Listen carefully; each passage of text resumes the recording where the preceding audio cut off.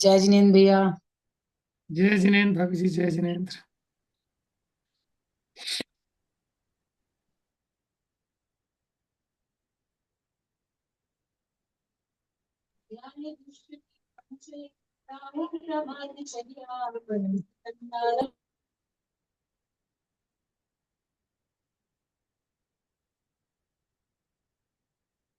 नमो अरिहंताणम, नमो सिद्धाणम, नमो आयरियाणम, नमो वज्रायाणम, नमो लोय सव्यसाहुनम,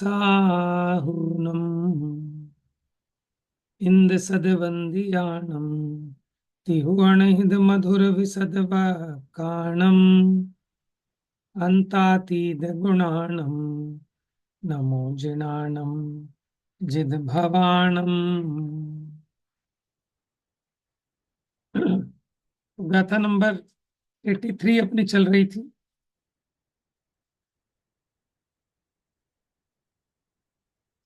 82। 82 में हमने उद्गल के 6 भेद देखे थे। बादर बादर बादर, बादर बादर सूक्ष्म, सूक्ष्म बादर, सूक्ष्म और सूक्ष्म सूक्ष्म। अब तात्पर्य वृत्ति टीका से देखते हैं एक बार।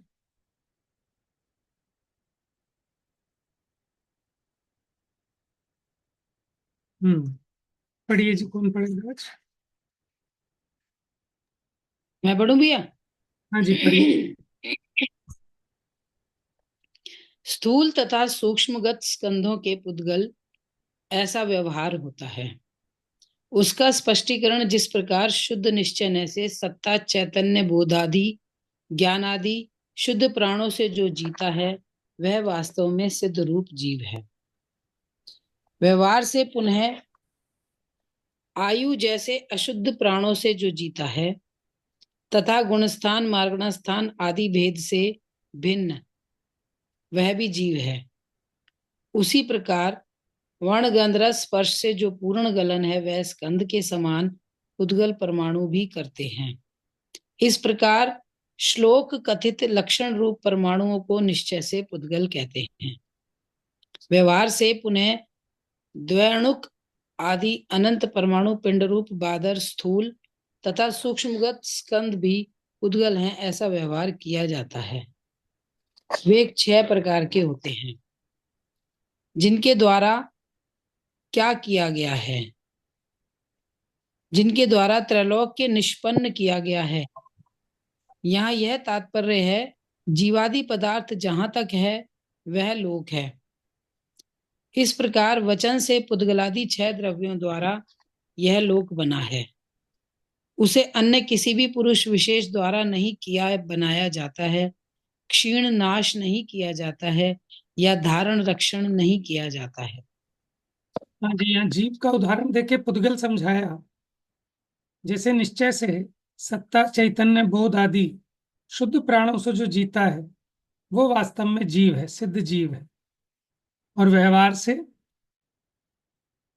जो आपके 10 प्राण हैं, ठीक है, आयु आदि, इंद्रिय बल, आयु, श्वासोच्छ्वास आदि, तो इन अशुद्ध प्राणों से जो जीता है गुण स्थान मार्गणा स्थान आदि भेद से भिन्न वह भी जीव है। तो यहाँ कह रहे हैं निश्चय से तो जो परमाणु है वो पुद्गल है, लेकिन व्यवहार से स्कंद को भी पुद्गल कहते हैं, क्योंकि जिसमें स्पर्श रस गंध वर्ण पाए जाएं वो पुद्गल है। तो जो एक परमाणु है वो पुद्गल है, और जो स्कंद है वो तो दो या दो से अधिक पुद्गलों के मेल से उत्पन्न होने वाली स्कंद रूप पर्याय है, इसलिए उसको व्यवहार से पुद्गल कहा।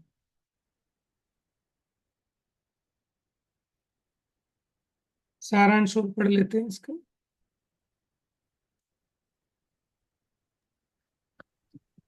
जी पढ़िए। यहाँ स्कंदों को व्यवहार से तथा परमाणु को निश्चय से पुद्गल कहा है। प्रथम तो 6 प्रकार की हानि तथा 6 प्रकार की वृद्धि होने से अर्थात षडगुण हानि वृद्धि रूप स्पर्श रस गंध वर्ण रूप गुण विशेषों के कारण परमाणु में पूर्ण तथा गलन स्वभाव पाया जाता है। इसलिए परमाणु को निश्चय से पुद्गल संज्ञा है। दूसरे, स्कंद पर्याय की उत्पत्ति या आविर्भाव तथा विनाश या तिरोभाव की अपेक्षा भी परमाणु में पूर्ण गलन स्वभाव घटित होता है, अतः परमाणु निश्चय से पुद्गल है। अनेक परमाणुओं की एक पर्याय पने के कारण, पुद्गलों से अनन्य होने के कारण स्कंद भी व्यवहार से पुद्गल कहा गया है। वे पुद्गल स्कंद द्वैणुक आदि से लेकर अनंताणुक पिंड रूप से स्थूल तथा सूक्ष्म रूप होते हैं, उन सबको पुद्गल नाम से पुकारा जाता है। ऐसे पुद्गल स्कंदों के 6 भेद हैं।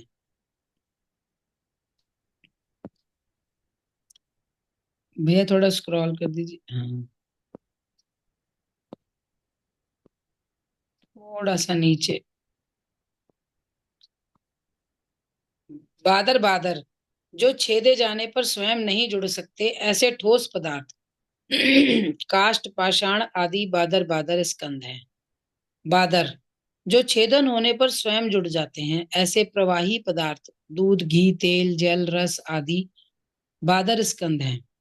बादर सूक्ष्म, जो स्थूल ज्ञात होते हैं परंतु जिनका छेदन वेदन तथा ग्रहण आदि नहीं किया जा सकता, ऐसे छाया धूप अंधकार चांदनी आदि पदार्थ बादर सूक्ष्म है।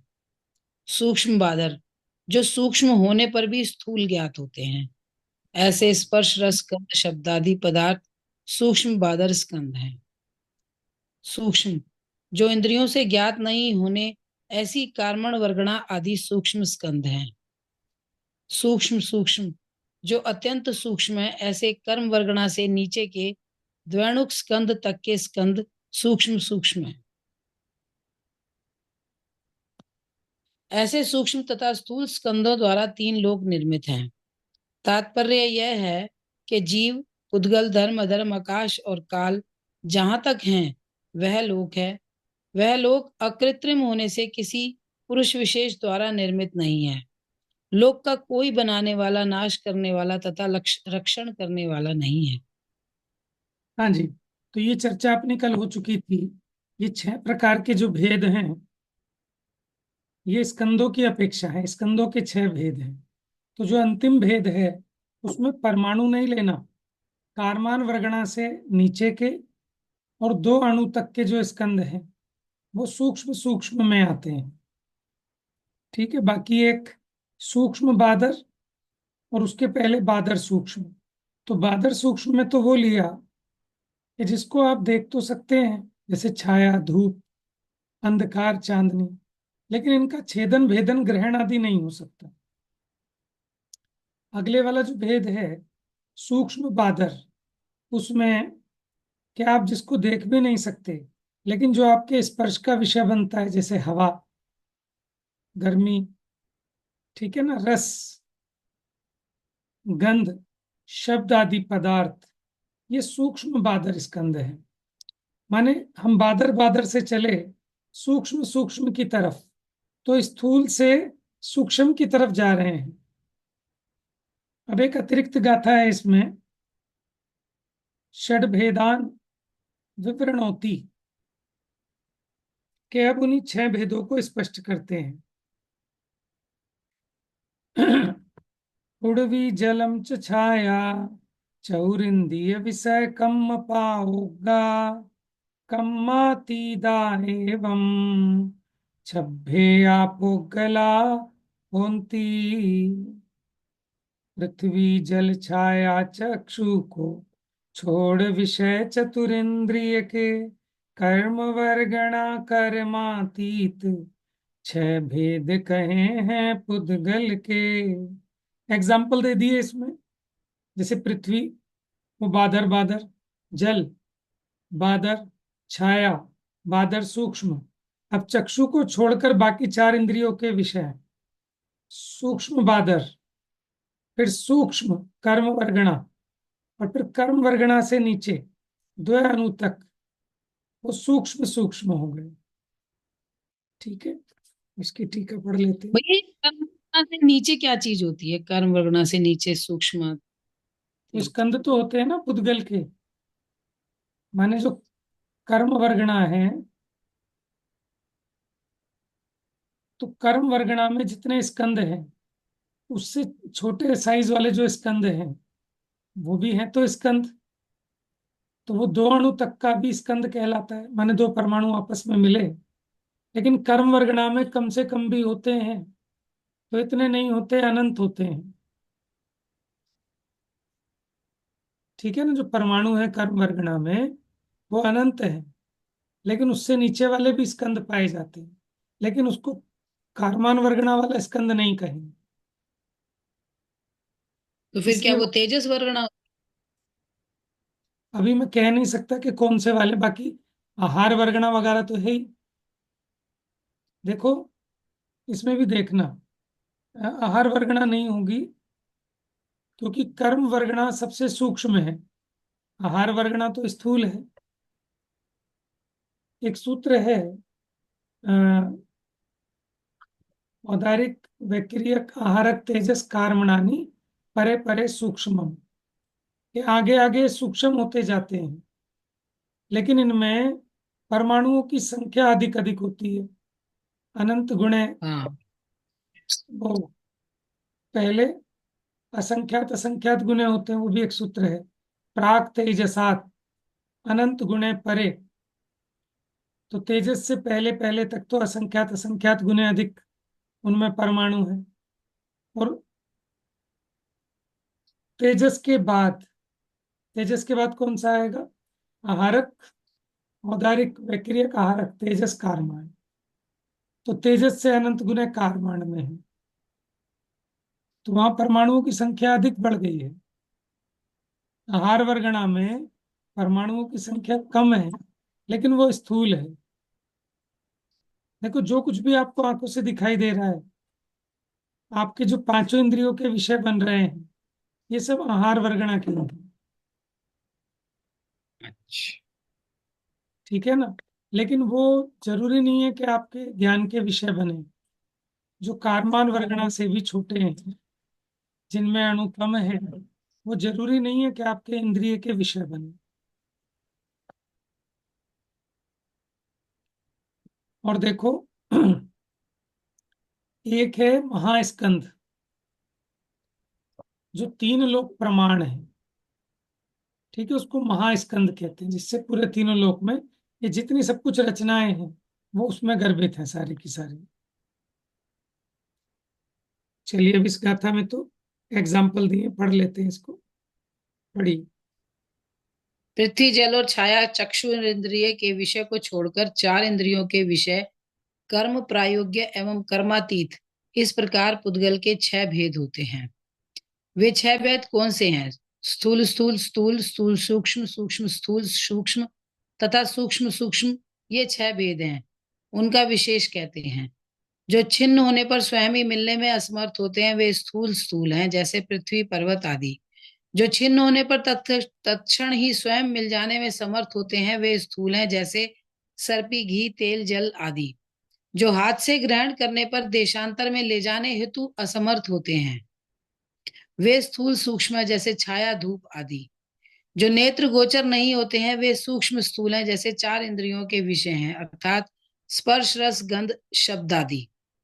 नंबर 5, जो ज्ञानावरणादि कर्म वर्गणा योग्य पुद्गल हैं, इंद्रिय ज्ञान के विषय नहीं है, वे सूक्ष्म हैं, जैसे कर्म वर्गणा आदि। जो अत्यंत सूक्ष्म पने से कर्म वर्गणा से भी परे हैं वे सूक्ष्म सूक्ष्म है, अर्थात कर्म वर्गणा से परे अत्यंत सूक्ष्म द्वयाणुक स्कंद पर्यंत सूक्ष्म सूक्ष्म है, ऐसा आशय है। इस प्रकार प्रथम स्थल पर स्कंद व्याख्यान की मुख्यता से 4 गाथाएं समाप्त हुई। उसके बाद परमाणु व्याख्यान की मुख्यता से दूसरे स्थल पर 5 गाथाएं कहते हैं, उनका विस्तार आगे कहते हैं।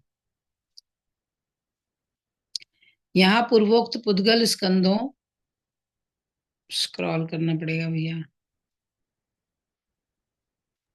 सारांश रहने देते हैं, आगे पढ़ते हैं, क्योंकि वही बात रिपीट हो रही है।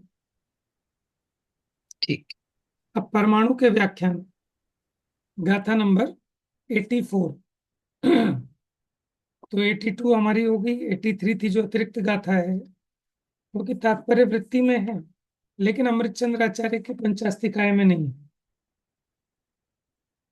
सव्यसिम खंदाणम जो अंतोतम वियाण पर माणु सो सत्सदो असद्धो एको अविभागी मुक्ति भवो। सब स्कंधों का जो अंतिम भाग कहो परमाणु वही। अविभागी है एक शाश्वत मूर्त प्रभव अशब्द वही। पढ़िए अन्वयार्थ। सर्व का जो अंतिम भाग उसे परमाणु जानो।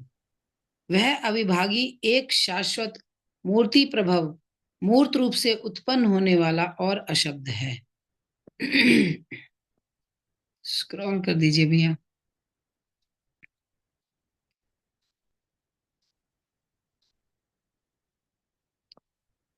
यह परमाणु की व्याख्या है।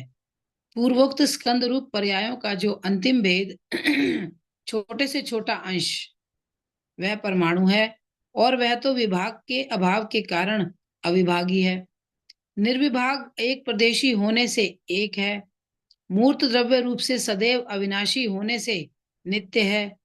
अनादि अनंत रूपादि के परिणाम से उत्पन्न होने के कारण मूर्ति प्रभव है, और रूपादि के परिणाम से उत्पन्न होने पर भी अशब्द है, ऐसा निश्चित है।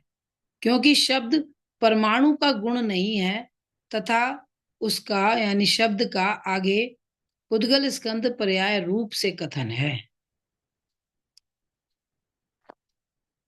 भैया आप म्यूट हो रहे हो, भैया आप म्यूट हो रहे हो। इस जो शब्द है वो स्कंद रूप पर्याय है, वो पुद्गल की पर्याय है, इसलिए उसकी चर्चा आगे करेंगे। तो परमाणु को बता रहे हैं तात्पर्य वृत्ति और पढ़ी। जिस प्रकार जो ही कर्म स्कंधों का अंत विनाश या अभाव है उसे शुद्धात्मा जानो, उसी प्रकार 6 प्रकार के स्कंधों का अंत अवसान है या भेद है उसे परमाणु जानो। और वह परमाणु कैसा है? जिस प्रकार परमात्मा टंकोत्कीर्ण ज्ञायक एक स्वभाव से द्रव्यार्थिक नय से अविनाशी होने के कारण शाश्वत है, उसी प्रकार पुद्गलपने से अविनाशी होने के कारण परमाणु भी नित्य शाश्वत है। जिस प्रकार शुद्ध जीवास्तिकाय निश्चय से स्वसंवेदन ज्ञान का विषय होने पर भी शब्द का विषय या शब्द रूप नहीं है, इस प्रकार अशब्द है। उसी प्रकार निश्चय से परमाणु भी शक्ति रूप से शब्द का कारण रूप होने पर भी व्यक्ति रूप से शब्द पर्याय नहीं होता है, इस प्रकार अशब्द है। जिस प्रकार शुद्धात्म द्रव्य निश्चय से पर की उपाधि रहित पने से केवल असहाय एक कहा है, उसी प्रकार परमाणु द्रव्य भी द्वैणुक आदि पर की उपाधि से रहित पने के कारण केवल असहाय एक है, अथवा एक प्रदेशी पने से भी एक है। जिस प्रकार परमात्म द्रव्य निश्चय से लोकाकाश प्रमाण असंख्यात प्रदेश रूप होने पर भी विवक्षित अखंड एक द्रव्य पने से भेद का अभाव होने के कारण अविभागी है, उसी प्रकार परमाणु द्रव्य भी निरंश पने से भेद का अभाव होने के कारण अविभागी है। पुनः कैसा है वह परमाणु? अमूर्त होने के कारण परमात्म द्रव्य से भिन्न जो स्पर्श रस गंध वर्णवर्ती मूर्ति है, उस मूर्ति पने से उत्पन्न होने के कारण मूर्तिक है, इस प्रकार सूत्र का आशय है। इस प्रकार परमाणु स्वरूप कथन द्वारा द्वितीय स्थल पर प्रथम गाथा पूर्ण हुई। हाँ जी। तो परमाणु क्या है कि वो अविभागी है, माने वो उसके और कोई भेद अंश नहीं हो सकते। अब देखो आत्मा का उदाहरण दे देकर पुद्गल को समझाया।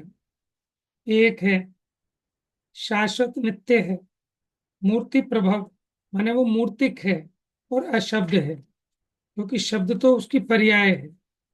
जैसे आत्मा अशब्द है, उसी प्रकार एक शुद्ध पुद्गल परमाणु भी अशब्द है। अब गाथा 85 में कहते परमाणु भिन्न भिन्न जाति के होने का खंडन, माने अन्य मत वाले कुछ इस प्रकार मानते हैं, उसका निराकरण करते हैं। आदेश मत्तम उत्थो धातु च दुःखस्य कारणं जोदु सोणे परमाणु परिणाम गुणों स्वयं सत्तो कथन मात्र से मूर्त कहा जो चार धातु का कारण है स्वयं अशब्द कहा परमाणु पारिणामिक गुण वाला है। तो आदेश मात्र से मुक्त है, और जो पृथ्वी जल अग्नि और वायु रूप चार धातुओं का कारण है वह परमाणु जानना, जो कि परिणाम गुण वाला है और स्वयं अशब्द है। देखिए, आदेश मात्र कहिए, उपदेश मात्र अथवा कथन मात्र, एक ही बात है। तो जो मूर्त है और जो चार धातुओं का कारण है, देखिए पृथ्वी जल अग्नि और वायु, इनको धातु भी कहा।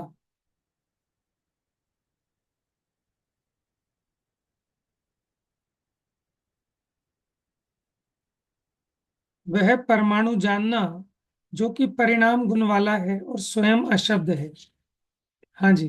तो ये जो परमाणु के अलग अलग जाति के परमाणु होते हैं, तो उसका खंडन कर रहे हैं, टीका में खुलासा करेंगे इसका, पढ़ते हैं।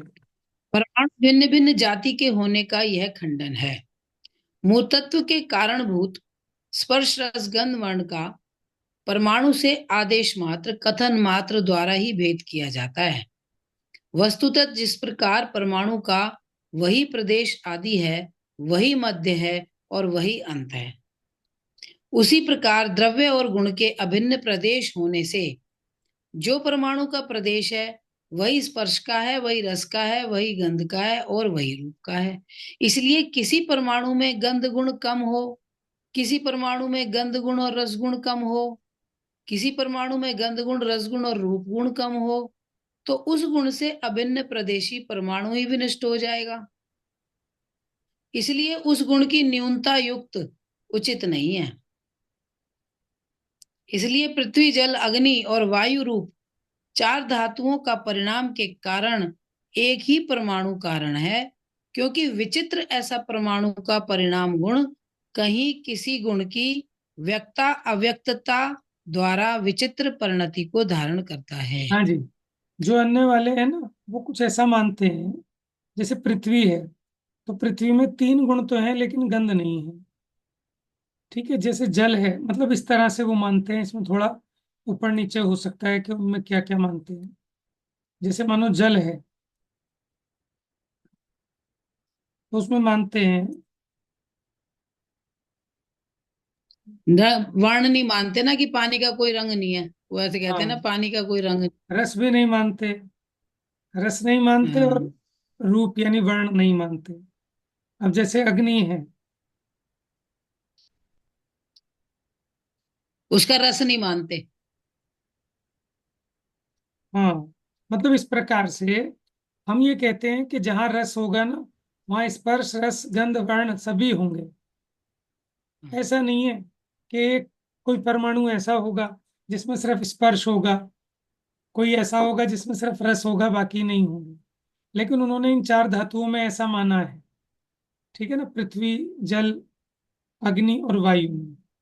इसीलिए हमने कहा कि वो जो मूर्त है, मूर्त में चारों बातें आ गई, स्पर्श रस गंध वर्ण। तो उसी को पृथ्वी जल अग्नि वायु रूप चार धातुओं का कारण कहा। ठीक है, लेकिन अन्य में उस बारे में थोड़ा सा भ्रम है।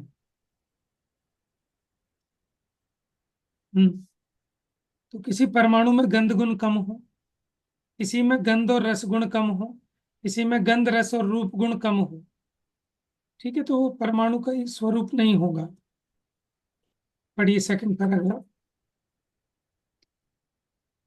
मतलब भैया इसका कहने का मतलब है कि इनका कहने का मतलब है आचार्य का कि स्पर्श रस गंध वर्ण उद्गल का अगर ये गुण है तो हमें महसूस हो या ना हो उससे मतलब नहीं है, बराबर। उनमें सब में होगा। और उसकी बेस पर ये कहा कि सब एक बराबर ही है, चाहे वो तुम्हें दिखने में ऊपर से बराबर। बाहर से कितनी भिन्न भिन्न हो। जैसे हम ये मान रहे हैं कि भाई ये तो ये टीवी है, ये पंखा है, ये घड़ी है, वो कह रहे हैं वो तुम मानते रहो किसी भी चीज, उनके हिसाब से तो स्पर्श रस गंध वर्ण है, ये सब चीज बराबर पुद्गल ऐसे ही। है ना।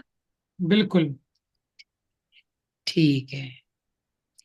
और जिस प्रकार परमाणु को परिणाम के कारण अव्यक्त गंधादि गुण है ऐसा ज्ञात होता है, उसी प्रकार शब्द भी अव्यक्त है ऐसा नहीं जाना जा सकता, क्योंकि एक प्रदेशी परमाणु को अनेक प्रदेशात्मक शब्द के साथ एकत्व होने में विरोध है।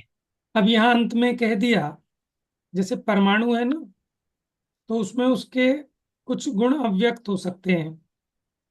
जैसे जल है, अब उसका गंध गुण मान लो अव्यक्त है, रूप तो दिखाई दे रहा है जल का, स्पर्श तो अनुभव में आ रहा है, लेकिन गंध नहीं आ रही, अव्यक्त है। लेकिन उसी प्रकार कोई कहे कि शब्द भी अव्यक्त है, तो ऐसा नहीं कहा जा सकता, क्योंकि परमाणु तो एक प्रदेशी है, वहां तो उसकी अव्यक्तता हो सकती है, लेकिन शब्द एक प्रदेशी नहीं है, वो स्कंद रूप है। तो परमाणु एक प्रदेशी है और जो शब्द है वो अनेक प्रदेशी है, तो उन दोनों के एकत्व होने में विरोध है। माने शब्द तो व्यक्त होते हैं, लेकिन परमाणु हम्म। के स्पर्श रस गंध वर्ण जो गुण है वो अपने इंद्रिय गम्य नहीं होते,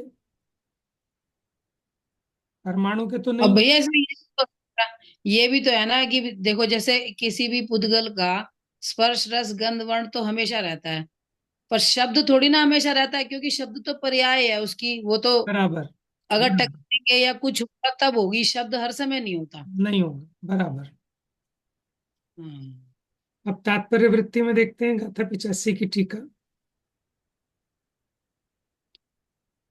क्योंकि जैसे शब्द हर समय नहीं होता, तो इसलिए हम ये बताया उन्होंने कि क्योंकि इसलिए शब्द उसकी पर्याय है, उद्गल का गुण नहीं है ना। गुण होता तो हमेशा रहना चाहिए था। हमेशा रहना चाहिए, सही बात। बराबर। उत्थानी का, अब पृथ्वी आदि जाति से भिन्न परमाणु नहीं होते हैं, यह निश्चित करते हैं। मतलब जैसा वो मानते हैं कि पृथ्वी के परमाणु अलग हैं, जल के परमाणु अलग हैं, ऐसा नहीं है। वो परमाणु तो उसमें कोई ऐसा भेद नहीं है, सभी स्पर्श रस गंध वर्ण वाले होते हैं। हाँ जी, पढ़िए। और भैया मतलब इसमें ऐसा भी हो सकता है कि वही परमाणु अभी पृथ्वी रूप हो रहा है, वही परमाणु फिर बाद में जल रूप हो जाए, वही बिल्कुल परमाणु हो वायु सकता है। रूप हो जाए। बिल्कुल हो सकता है।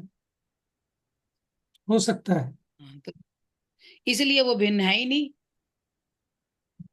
वो ये तो मतलब वही वाली बात होगी ना कि एक बंदा नए नए रूप धारण करके आ रहा है, कि कभी वो जोकर बन के आ रहा है, कभी वो जानवर बन कर आ रहा है, पर वो तो वही है ना, वो देखने लेकिन में लग रहे हैं अलग अलग वो उसके। वो सब जो है ना, वो स्कंद रूप पर्याय है। जैसे पृथ्वी जल अग्नि वायु आदि, ये स्कंद रूप पर्याय है। जो एक शुद्ध हाँ, पुद्गल स्कंद रूप। परमाणु है, हाँ, उसमें वो वैसे तो जाति भेद नहीं है। सही बात है। बहुत बढ़िया। परमाणु कथन मात्र मूर्त हैं, कथन मात्र संज्ञा आदि भेद से ही परमाणु के मूर्तत्व से संबद्ध वर्णादि गुणों में भेद किया जाता है, पृथक करके कहा जाता है, परंतु उनमें सत्ता या प्रदेश भेद नहीं है। वास्तव में तो जो ही परमाणु का आदि मध्य तथा अंत रूप प्रदेश है, वह ही रूपादि गुणों का भी प्रदेश है, अथवा जिसे मूर्त कहते हैं वह परमाणु दिखाई नहीं देता है, अतः वह कथन मात्र मूर्तिक है। देखो, है तो मूर्तिक, लेकिन आपके इंद्रिय से दिखाई दे ऐसा नहीं, इसलिए उन्होंने कथन मात्र कहा। ठीक है, लेकिन उसमें स्पर्श रसगंध वर्ण तो पाए जाते हैं, क्योंकि फिर तो जो वो स्पर्श रसगंध वर्ण पाए जाएं वो मूर्तिक है। तो जैसे जो रूप के प्रदेश हैं, हाँ। वही रस के प्रदेश हम्म। भी हैं, वही गंध के प्रदेश भी हैं, परमाणु में सभी हैं। सही बात। हाँ, इसमें एक वो विशेष भले बात। ही मेरे सामने प्यारा, पर है तो है ही वो। और देखो, जैसे स्पर्श सही। की 8 पर्याय गिनाते हैं आपको: हल्का भारी, रूखा चिकना, ठंडा गरम, कड़ा नरम। तो उसमें पुद्गल में, परमाणु में स्पर्श की कितनी पर्याय होंगी? देखो, हाँ, चार। 4 होंगी। कड़ा होगा नहीं होगा, नहीं ठंडा नहीं, होगा तो ऐसे गर्म नहीं। नहीं। कड़ा और नरम फिर पना ये स्कंद में होता है, पुद्गल परमाणु में नहीं होता।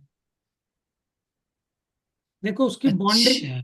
जो परमाणुओं की बॉन्डिंग टाइट होगी, तो वो कड़ा होगा, और वो थोड़ी सॉफ्ट होगी ना, बॉन्डिंग उसमें स्पेस होगा तो सॉफ्ट होगा।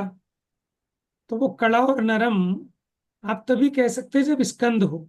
एक अकेले परमाणु में कड़ा नरम नहीं कह सकते। और हल्का भारी भी, वो भी स्कंद की अपेक्षा है। एक अकेले परमाणु में चार पर्याय हो सकते हैं। चार पर्याय कौन कौन सी?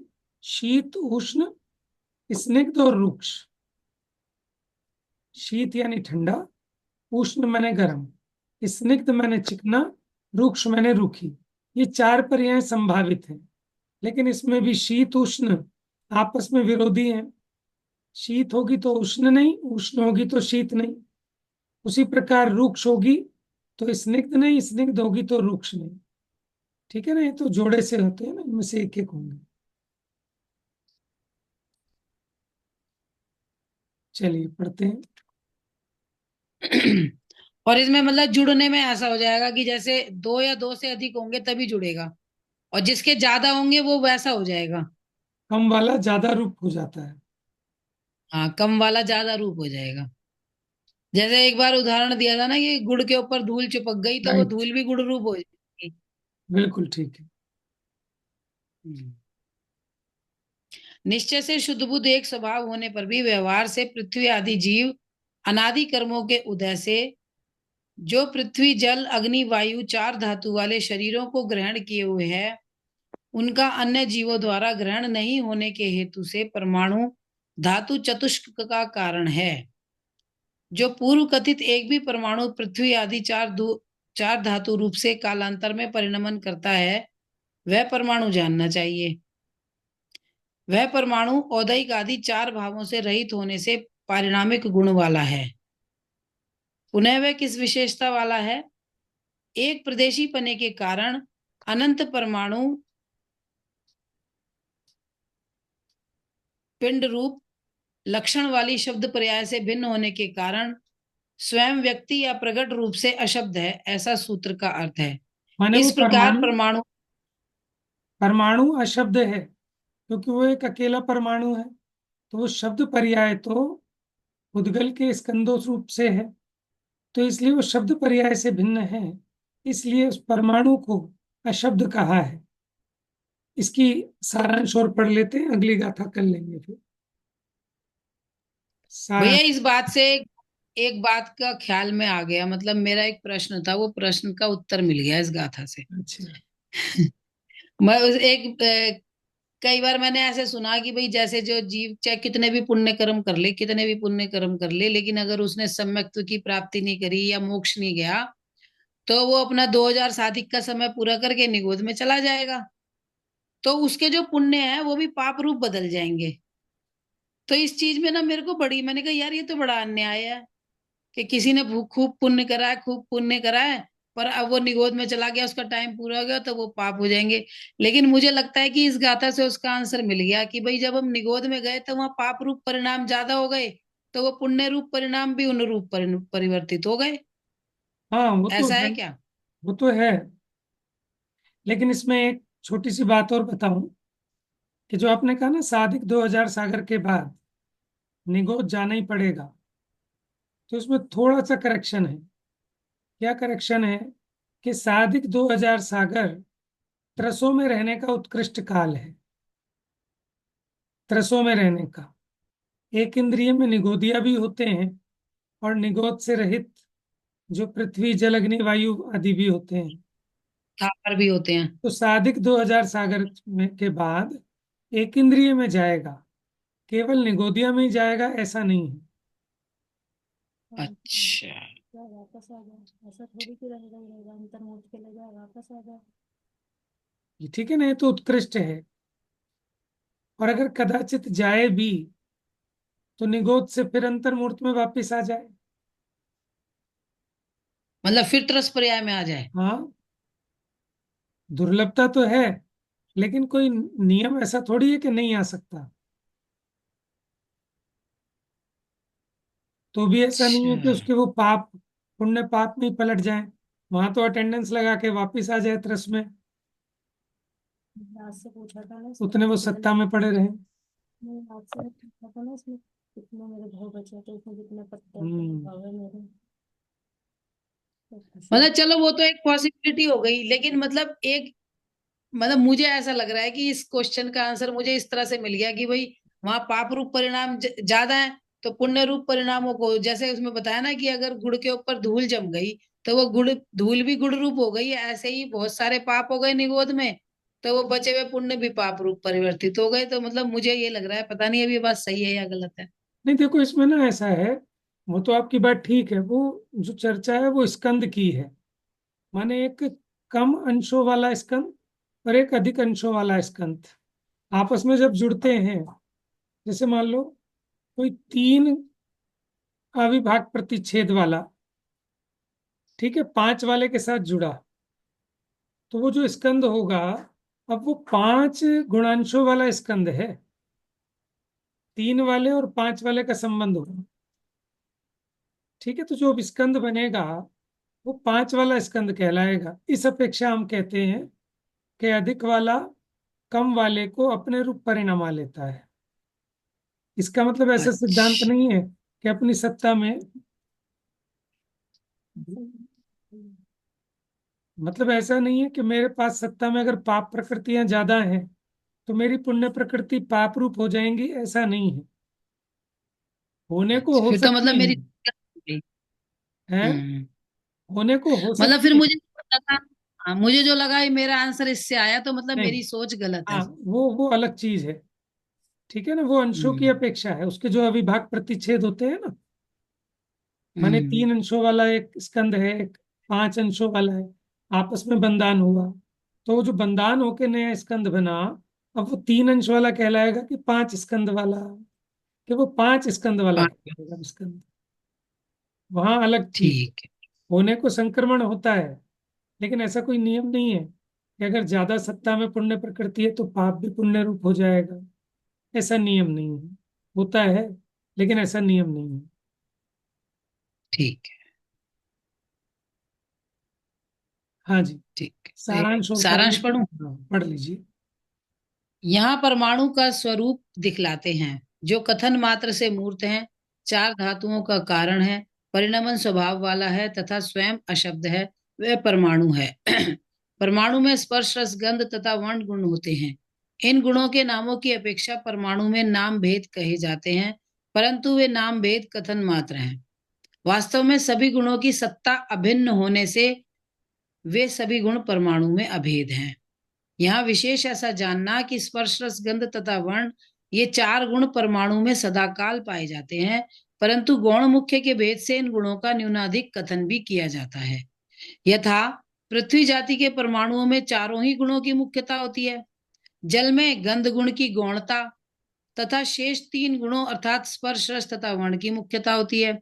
अग्नि में गंध तथा रस की गौणता और स्पर्श एवं वर्ण गुण की मुख्यता होती है। वायु में रस गंध तथा वर्ण गुण की गौणता और स्पर्श रस की मुख्यता होती है। परंतु पृथ्वी जल अग्नि तथा वायु, ये चारों ही पुद्गल जातियां परमाणुओं से उत्पन्न है। इनके परमाणुओं की जाति पृथक नहीं है। परमाणु एक प्रदेशी होने से वही आदि मध्य है और अंत है।